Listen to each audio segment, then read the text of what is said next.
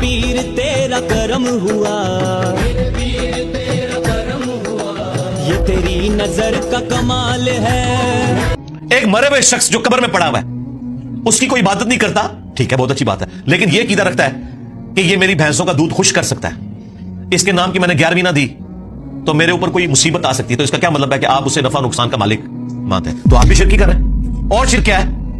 آدھی آیت لیتے ہو کہ ہم تو عبادت تو کوئی نہیں کرتے، اللہ نے تو عبادت کرنے والوں کی نفی کیا ہے۔ سرکار ساتھ ذکر کیا ما لا یضرهم ولا ينفعهم، جو ہستیاں نہ انہیں نقصان دے سکتی ہیں نہ نفع دے سکتی ہیں۔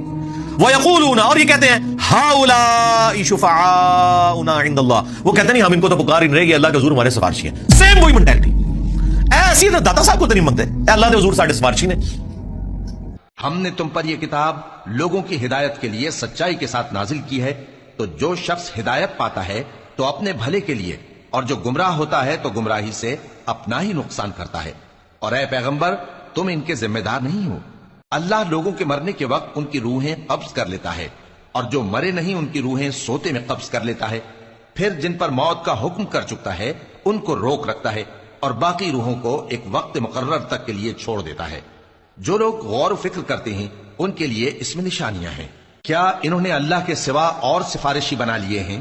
کہو کہ خواہ وہ کسی چیز کا بھی اختیار نہ رکھتے ہوں اور نہ کچھ سمجھتے ہی ہوں تب بھی کہہ دو کہ سفارش تو سب اللہ ہی کے اختیار میں ہے، اسی کے لیے آسمانوں اور زمین کی بادشاہت ہے، پھر تم اسی کی طرف لوٹ کر جاؤ گے۔